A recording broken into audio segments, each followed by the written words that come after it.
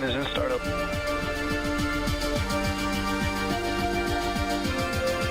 Dragon, SpaceX, go for launch.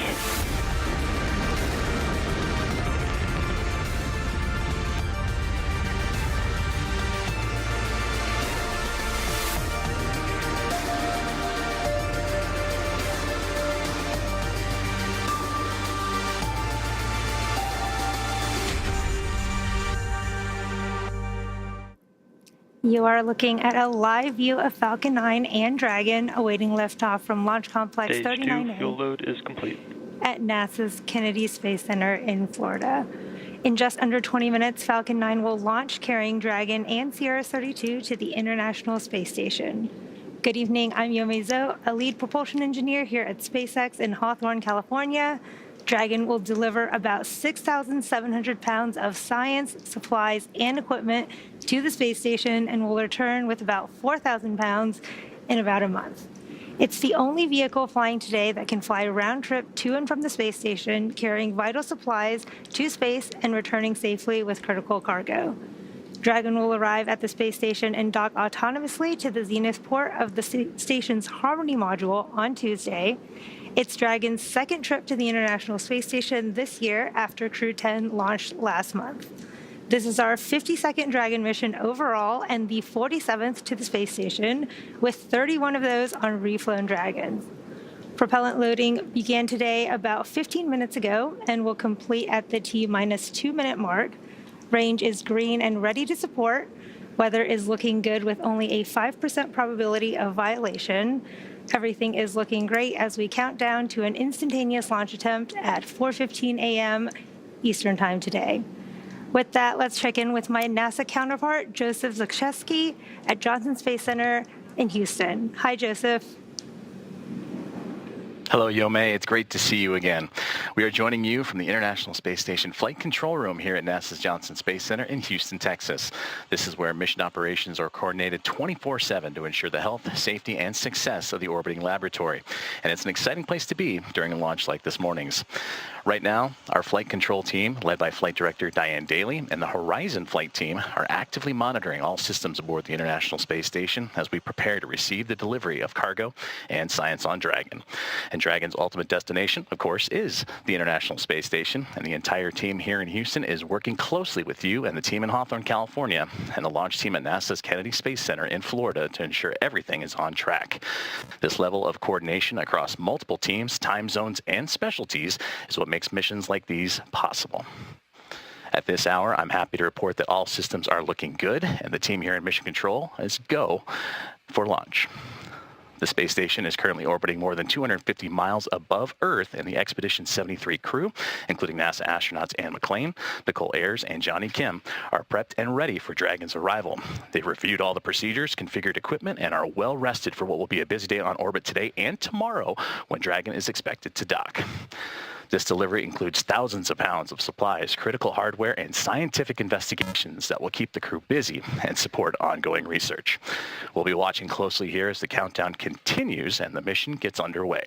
For now, I'll turn it back to Hawthorne for a closer look at the launch vehicle and spacecraft supporting this commercial resupply services mission. Take it away, Yomei. Thanks, Joseph. As we continue to count down, let's take a closer look at the vehicles that will be taking Sierra-32 to the space station today. Sitting atop the Falcon 9, Dragon and its trunk stand over 27 feet tall. The spacecraft is headed for the zenith docking port on the station that was just vacated by Crew 9, which returned home a few weeks ago. Dragon's trunk holds solar cells that provide power while it's in free flight. Stage 2 LOX load has started. The trunk can also carry unpressurized cargo, which it will be doing today. There are 16 Draco thrusters on board that can be used in space to help navigate the spacecraft to its destination, each providing about 90 pounds of force. Dragon has played a significant role in advancing our future in space by safely transporting crew and cargo to and from the station. There are currently 4 Dragon spacecraft supporting human spaceflight missions that have docked to the station. Their names are Endeavour, Resilience, Endurance, and Freedom. And we have an additional 3 Dragon supporting cargo missions, one of which is the one supporting today's mission. CRS-32 will be delivered to orbit today on SpaceX's Falcon 9 rocket, which provides 1.7 million pounds of thrust on its first stage thanks to its 9 Merlin and Windy engines. Today's booster last flew in March for the NROL 69 mission and also flew a Starlink mission in February. Once the first and second stages separate, the Merlin engines are also used to help land the first stage back on Earth.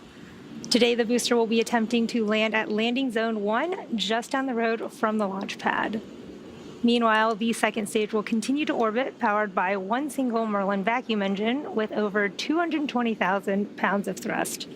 The second stage will secure Dragon's entry into low Earth orbit before separating, leaving Dragon to continue its journey on its own thrusters. About 50 seconds after separation, Dragon's nose cone deploy sequence will begin, exposing its guidance navigation controls that help Dragon autonomously fly to the space station. With T0 coming up in just under 15 minutes, our teams in Florida are doing a series of system checks to ensure Dragon and Falcon 9 are ready to fly. While the countdown continues, let's talk about a new capability Dragon has in development. Last year, during CRS-31, Dragon successfully performed a reboost test for NASA that demonstrated Dragon's ability to change the station's orbit, increasing the station's altitude over the course of about 12 minutes. The maneuver changed the station's velocity by the planned 0.27 meters per second and gathered data on Dragon's propulsion system performance, overall loads, and dynamics on both station and Dragon. That test helped inform what we're planning for CRS-33, where Dragon will fly an extended mission and repeat the reboost demo with a modified trunk called the Boost Trunk. This modified trunk will give Dragon the ability to change the station's velocity by up to 10 meters per second. Testing these added capabilities will provide NASA with additional options for station operations in the upcoming years. Findings from these tests will also directly inform our efforts to build the U.S. deorbit vehicle for NASA. The deorbit vehicle will perform a critical burn to deorbit the laboratory at the end of its planned service life. But right now, the station is not going anywhere, so let's get back to our mission in progress and check back in with Joseph at JSC. Thanks, Yome, and that's right. The International Space Station is truly in its golden era of research and exploration. For nearly 25 years, it stood as a symbol of what's possible through collaboration and innovation. Since November 2nd of the year 2000, humans have lived and worked aboard the orbiting laboratory continuously, pushing the boundaries of human spaceflight and scientific discovery. This station has welcomed more than 280 people from around the world and supported over 4,000 research investigations leading to breakthroughs in medicine, materials, and technology that benefit life on Earth and future of missions deeper into space. It's inspired millions of students through education programs and demonstrated the strength of international partnerships. As we look ahead to the 25th anniversary of continuous human presence this November, the space station remains a powerful example of what humanity can achieve together. With future commercial space stations on the horizon and missions to the Moon and Mars and beyond underway, the discoveries made here continue to shape the future of space exploration. The International Space Station, 25 years of innovation, discovery, and enduring spirit of exploration. And liftoff. International Space Station is underway. We are in the golden age of the space station right now in terms of the return on investment and what we're able to do there. One of the great legacies of the space station is not just going to be science, but very importantly, the international cooperation. This is perhaps most prominent, international cooperation for exploration.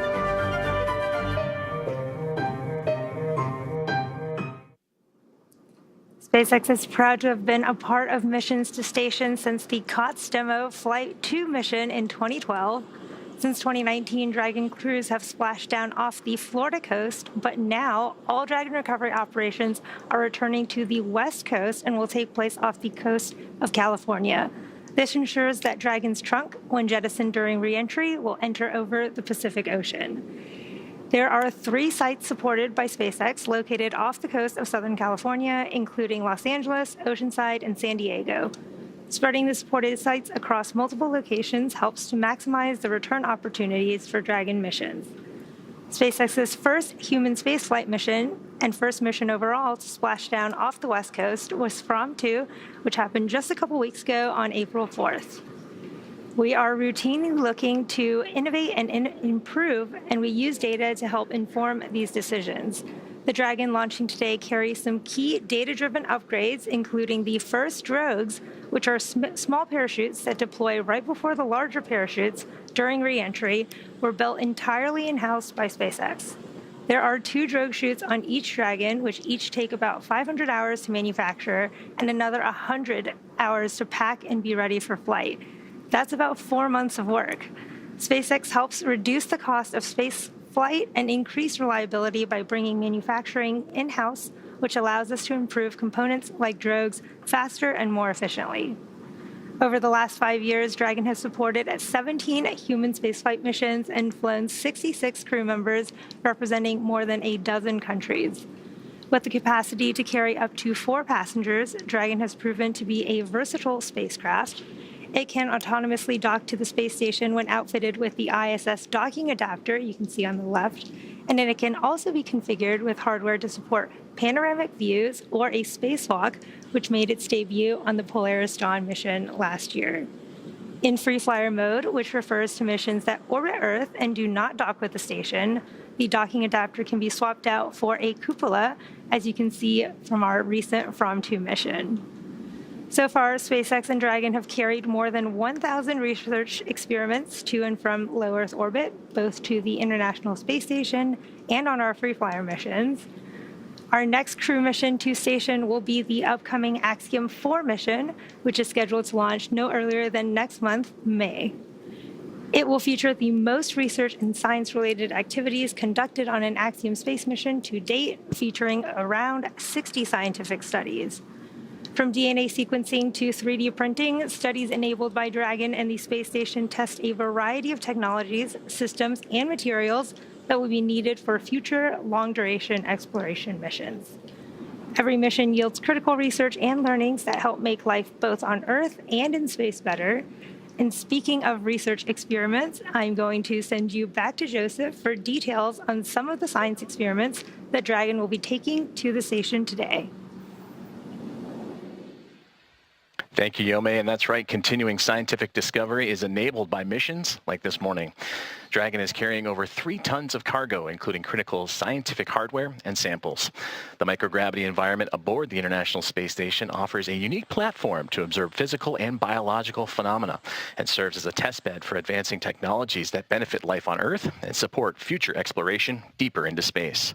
The science aboard Dragon represents months and in some cases years of preparation by dedicated scientists and engineers.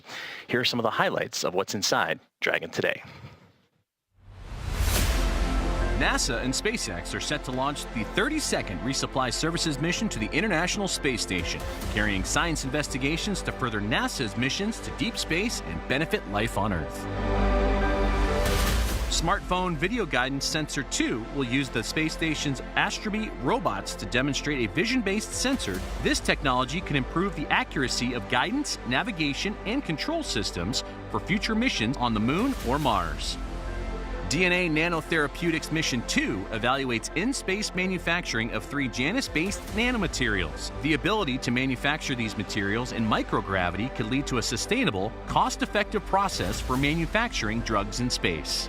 The Atomic Clock Ensemble in Space, known as ACES, will examine fundamental physics concepts using 2 next-generation atomic clocks operated in microgravity and will test the technology for synchronizing clocks worldwide. Results may apply to scientific studies of measurement, the search for dark matter, and fundamental physics research that relies on highly accurate atomic clocks in space.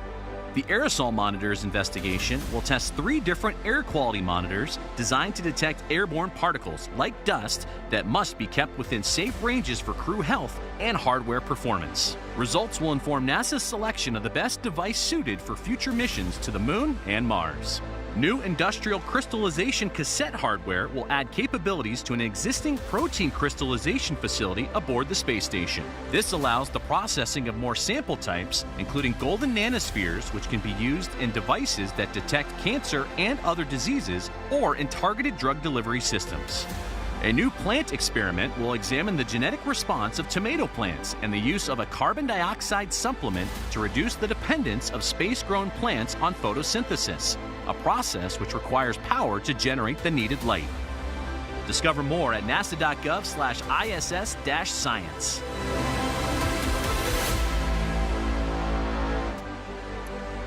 Here at just about T-minus 5.5 minutes, all systems are currently go for an on-time liftoff.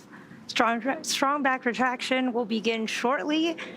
And in preparation for retraction, the clamp arms around the second stage will open, and then the strong back will recline away from the Falcon 9. Now, when we say strong back, we mean the transporter erector, which is that large truss structure next to the Falcon 9, which will lean back slowly away from the rocket in preparation for liftoff. Now, the clamp arms are located just below where the Dragon is on the second stage, and they will begin to slowly open here in just a few moments. For strong back retract. Dragon is in terminal count and is on internal power. There's that call out. Dragon is in internal power, and we are getting ready for strong back retraction.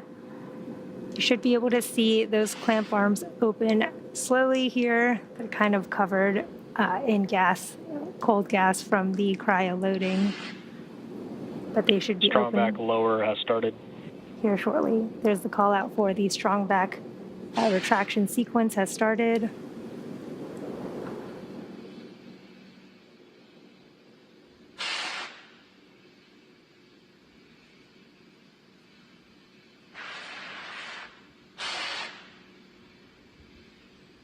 So you can see those clamp arms opening around the Falcon 9 rocket.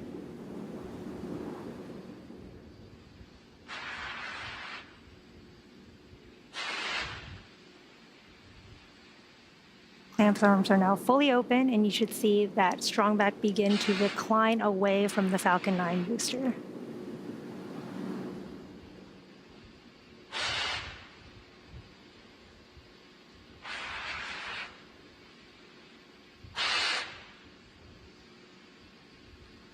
There you can see it starting to recline.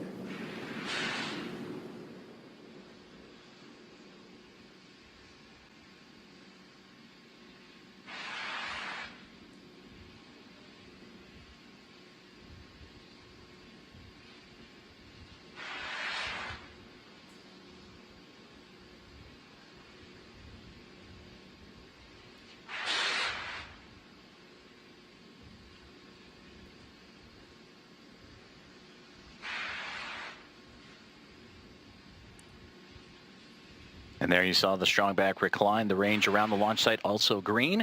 If for some reason we are unable to launch this morning, we will have a backup opportunity tomorrow, April 22nd at 3:53 a.m. Eastern. As you heard, that call out for stage 1 liquid oxygen loading has been completed.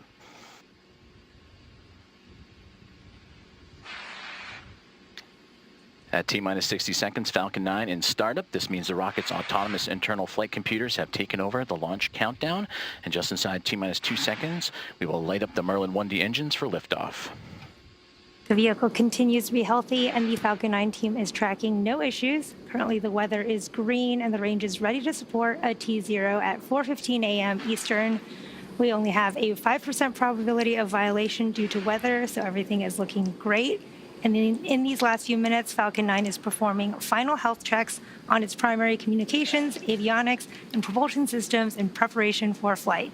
We'll hear some callouts. Stage 2 LOX load is complete. There is the Stage 2 LOX loading complete. At the time of launch today, the International Space Station will be flying some 260 statute miles over in northwest Turkey as Dragon has entered auto idle. At T-minus 1 minute, Falcon 9 will be in startup. Gas launch closeout.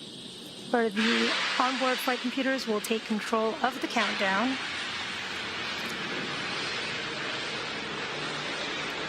Dragon will also transition to internal power at this time.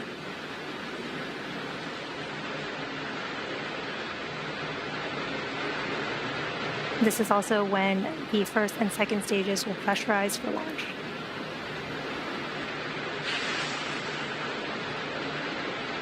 Falcon 9 is in startup. We are now in startup. Dragon is in countdown. and Dragon is in countdown. Range remains go for launch, and we are waiting for that final launch director go. LD, go for launch. There is that launch director go for launch. All systems are go for a launch of Falcon 9 and the CRS-32 mission.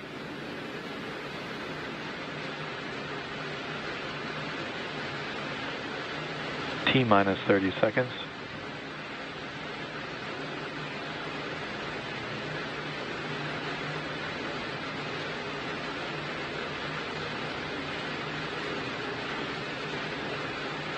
T-minus 15. T-minus 10, 9, 8, 7, 6, 5, 4, 3, 2, 1. Ignition and liftoff. Go Falcon, go Dragon.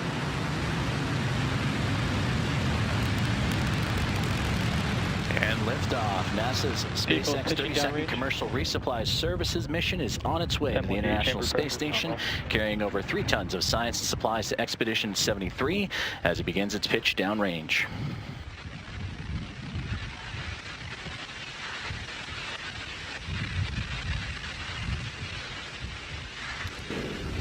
Falcon 9 has successfully lifted off from Launch Complex 39A at NASA's Kennedy Space Center in Florida. During ascent, we tilt or gimbal the engines, guiding the rocket into what we call a gravity turn. During this turn, the vehicle is flying both up and power and telemetry nominal. horizontally away from the launch pad. Everything is looking good. In just a few moments here, you'll hear the call out for max Falcon Q. is supersonic. Falcon is now faster than the speed of sound, and max Q is the period of maximum aerodynamic pressure that the vehicle will see in ascent. Max Q. There is that call out for max Q. And coming up shortly, we will have a few events in quick succession, starting with MECO, or main engine cutoff, followed by stage separation, MVAC chill. second engine start 1, and the boost back burn. You heard that call out for MVAC chill as it prepares for second engine startup. Now, main engine cutoff, or MECO, is the point in flight where we shut down the 9 Merlin 1D engines on the first stage. Shortly after that, stage 1 and 2 will separate from each other, with the first stage booster beginning its trip back to Earth. Second engine start 1, or SES1, is when we ignite that single Merlin vacuum engine on the second stage. The boost back burn will then start up on the first stage, which is one of the 3 burns required for the vehicle to make its way back to today's landing zone. This burn assists the vehicle to reorient itself back towards land. And in just under 10 seconds here, we should have main engine cutoff, and you'll see those 9 Merlin 1D engines on the first stage shut down. Main engine cutoff. Stage separation confirmed.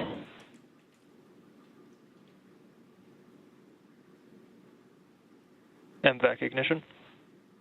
Stage 1 boost back startup. Wow, beautiful views from the first stage and second stage camera. You can see the first stage leaving in that view. And as you saw and heard, those events just happened. Main engine cutoff, stage separation, second engine startup 1, and the first stage boost back burn. You can see beautiful views of that first stage boost back burn right now. That boost back burn will continue for about 30 more seconds. Again, this is the burn where the engines will bring the trajectory back towards our landing site at Cape Canaveral, back to landing zone 1, which is just a short hop from where we lifted off just a few minutes ago. And we have just under 10 seconds of that boost back burn of the first stage.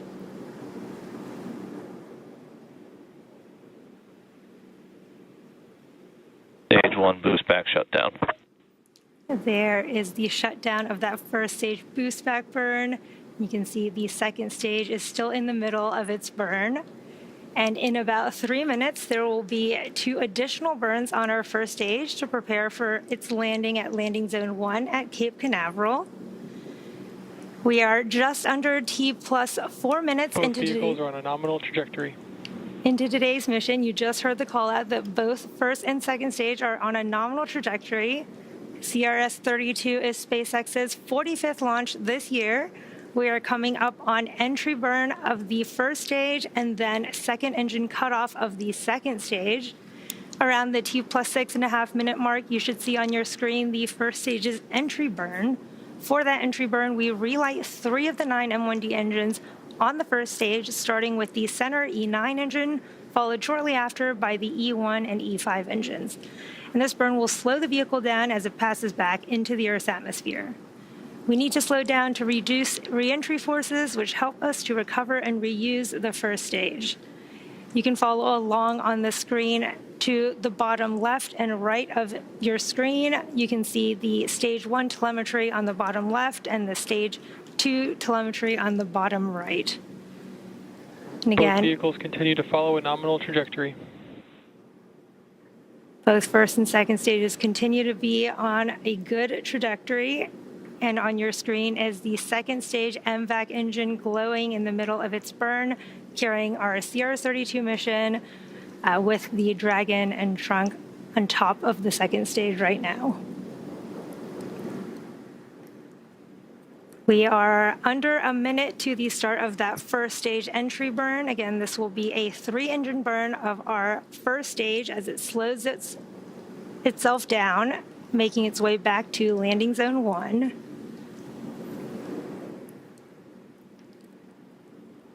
And that burn will be a 3-engine burn with the center E9 engine along with 2 engines on the side. Meanwhile, second stage continues to be looking good with that single Merlin vacuum engine carrying the Dragon capsule. Both vehicles continue to follow a nominal trajectory towards the orbit.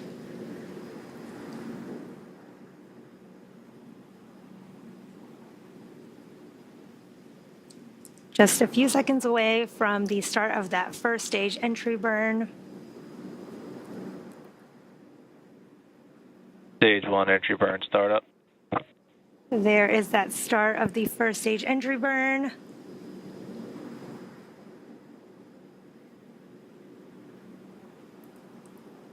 Stage 1 entry burn shutdown. And Stage 1 FTS has saved. There is the shutdown of the entry burn and the call out that the flight termination system has saved.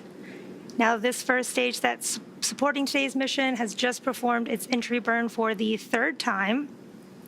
Falcon 9 is the world's first orbital class reusable rocket, and this is important because reusability allows SpaceX both vehicles following a nominal trajectory to refly the most expensive parts of the rocket, which in turn drives down the cost of access to space.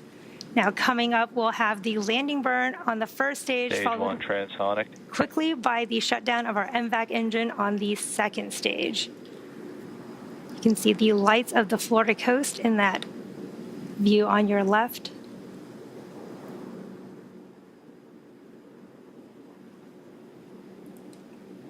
Stage 1 landing burn.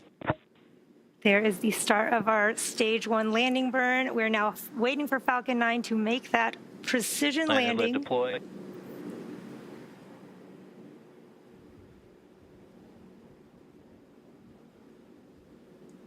Stage 1 landing confirmed. What a beautiful view of that stage 1 landing. And there you have it. That landing marks SpaceX's 434th recovery of an orbital class rocket, including first stage landings for Falcon 9 and Heavy. We are now looking at stage 2. Stage 2 is in terminal guidance, which is carrying our CR32 mission, and it is in the middle of its burn with the second engine cut off in just a few moments here. Stage 2 FTS has saved.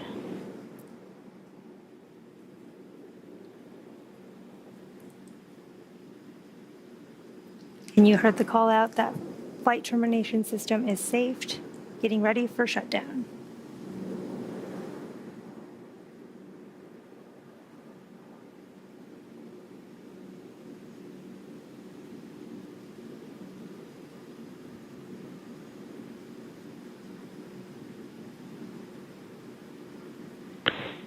nominal park orbit insertion. There we got confirmation. We did have second engine cutoff, and we did have confirmation of a good orbit. It looks like we are on track for Dragon separation in just under 30 seconds here. The vehicle is now coasting with Dragon attached, and we are just moments away from spacecraft separation. We're seeing a great view from the second stage as it cools down and prepares to separate Dragon so that it may begin its journey to the International Space Station.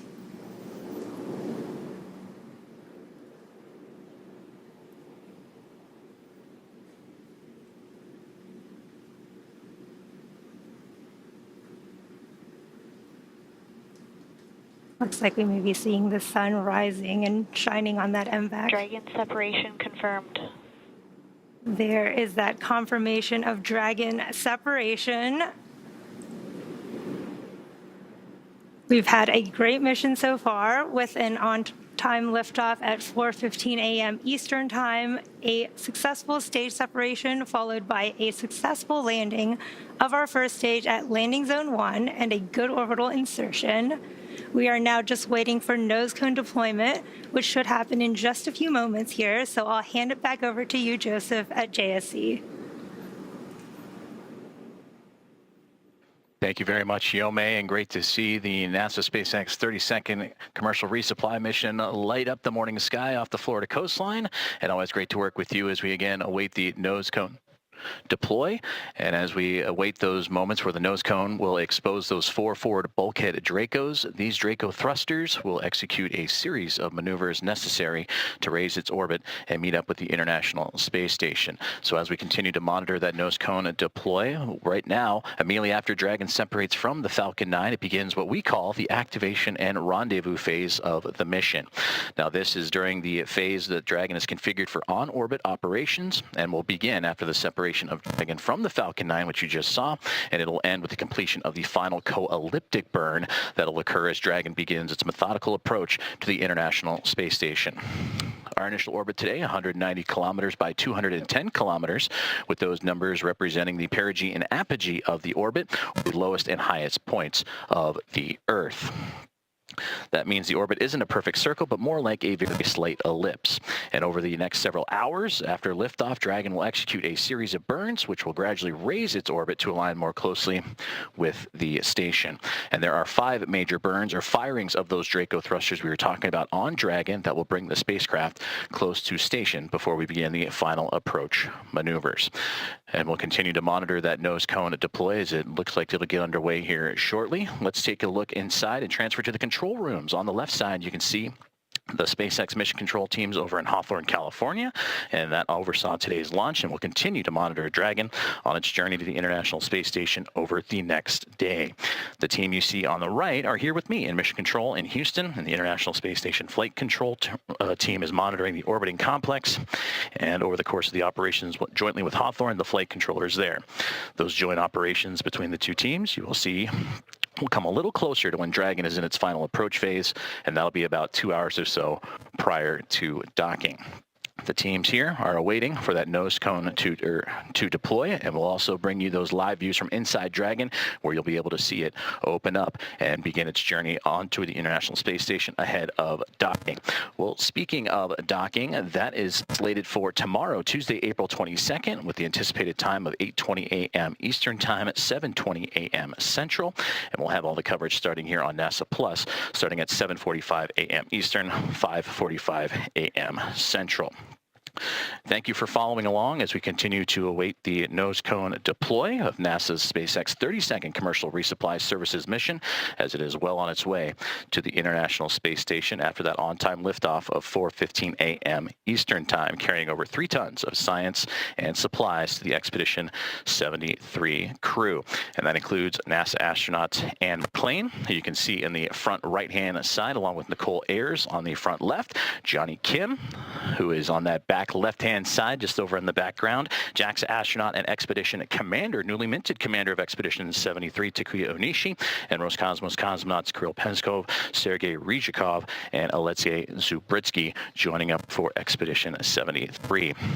And going into the docking phases, and again anticipated for tomorrow morning, Kim and Onishi will be the ones that will be monitoring the Dragon spacecraft as it approaches the International Space Station, and they just arrived on station pretty recently for Johnny Kim. program just arrived on station nearly 2 weeks ago, back on April 8th.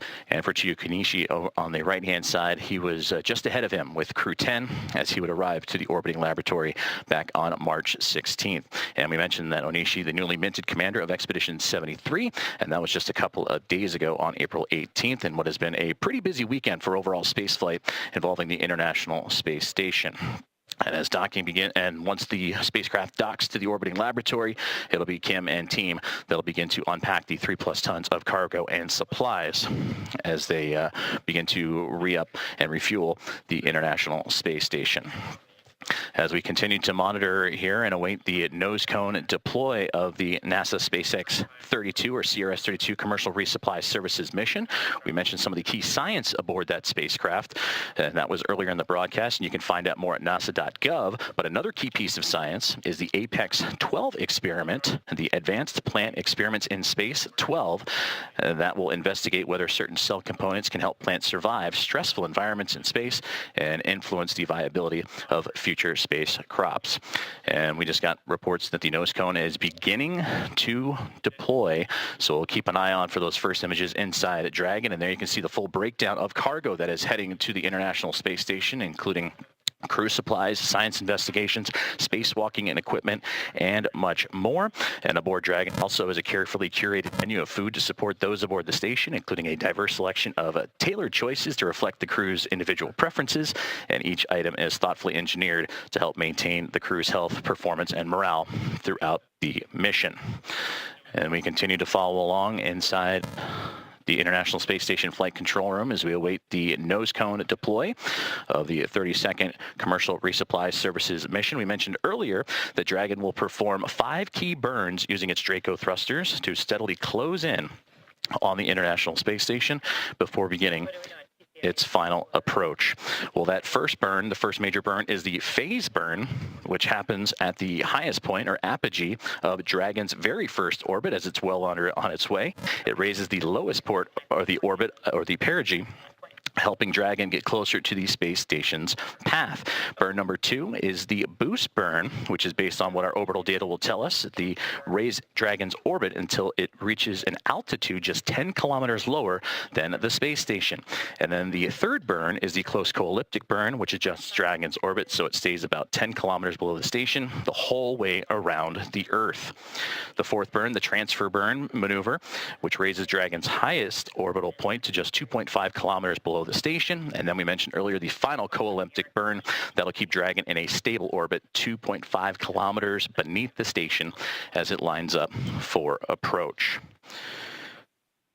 As we continue to follow along and await the nose cone deploy, starting to close in on that nose cone, opening up and exposing those bulkhead Draco thrusters. That'll help begin those burns. That'll begin about 45 minutes or so, that phase burn, that first one we mentioned, just shortly after that great on-time launch here earlier this morning. And after that, the Dragon spacecraft will reach different waypoints or checkpoints along its way as it'll begin approach initiation, and then waypoint 0, waypoint 1, and 2 before eventually docking with the International Space Station. That is slated again for tomorrow morning, Tuesday, April 22nd at 8:20 a.m. Eastern Time, 7:20 a.m. Central Time, and we'll have the NASA Plus start time at 7:45 a.m. Eastern, 5:45 a.m. Central. And we are closing in slowly but surely on that nose cone to be deployed as the team's on the ground in SpaceX on the left-hand side. You can see in Hawthorne, California, as well as the team here inside of the International Space Station Flight Control Room and Johnson Space Center in Houston, Texas, currently monitoring Dragon's progress. And they will be doing so over the next several hours, a little more than a day, between the time of launch to the time of the anticipated docking.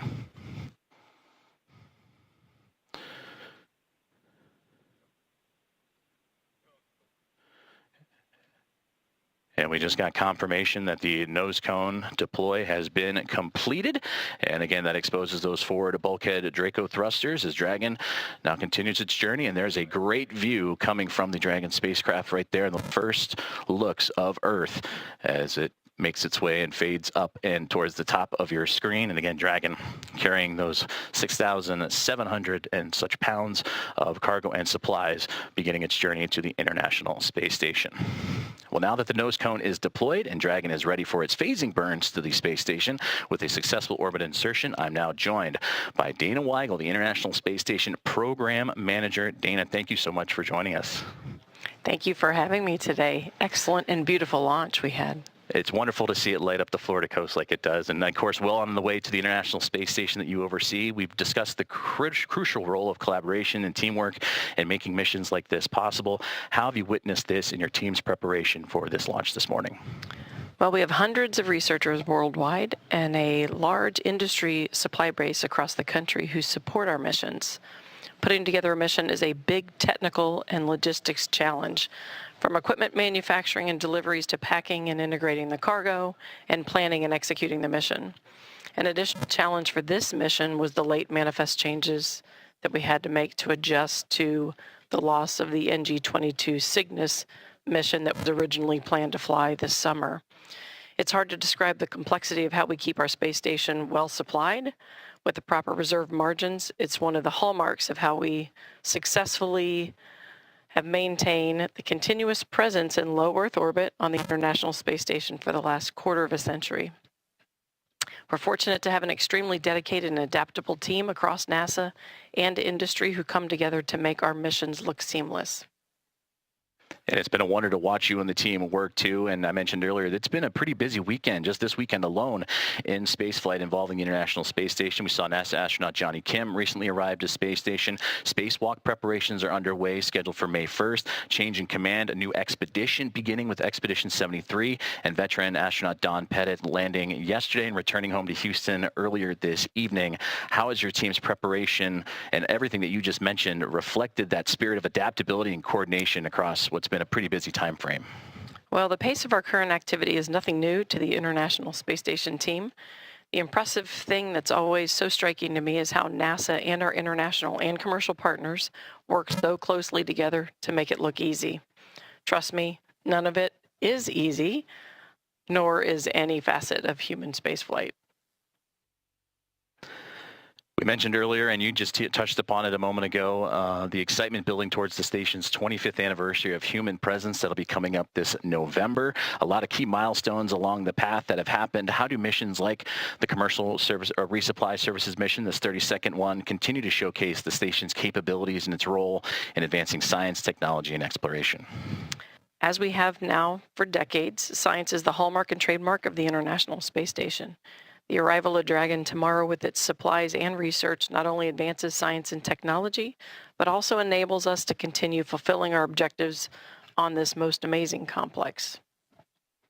Dana Weigel, the International Space Station Program Manager, thank you so much for your time in joining today's broadcast.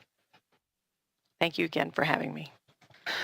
Let's check back in with Yome and the team at SpaceX. Thanks, Joseph. Dragon will now begin its journey toward the International Space Station, executing a series of phasing burns to gradually close the distance. This approach will take just over a day, with docking targeted for early tomorrow morning, Tuesday, April 22nd. NASA and SpaceX continue working side by side to deliver science, supplies, and inspiration to the orbiting laboratory. Congratulations again to the teams on another successful cargo resupply services launch. SpaceX is honored to be a part of NASA's Commercial Resupply Services initiative to deliver critical cargo to the space station, and we thank NASA for entrusting us with today's mission. It's only April, and we've already launched in partnership with NASA missions like Crew 10, SphereX, and Punch, Firefly Aerospace, and Intuitive Machines. For those of you following along, you'll know that this mission marks our 45th of the year, and to stay up to date with all of our launches and missions, check spacex.com/launches for schedules. That will do it for us here at SpaceX in Hawthorne. Good night, everyone, and thank you for tuning in. Hand it back to you, Joseph. Thanks, Yome. As always, it's been a pleasure to team up with you and share this launch with you. Join us on NASA Plus for our coverage of the final approach and docking of this spacecraft beginning at 5:45 a.m. Central Time, 6:45 a.m. Eastern. Tomorrow, Tuesday, for that docking expected near 7:20 a.m. Central, 8:20 a.m. Eastern. Be sure to visit nasa.gov for the latest updates on our coverage and expected docking time as we follow the operations throughout the next few hours. With Dragon safely on its way to the International Space Station, that wraps up this morning's coverage of NASA and SpaceX's 32nd commercial resupply services launch. Until next time, this is Mission Control Houston.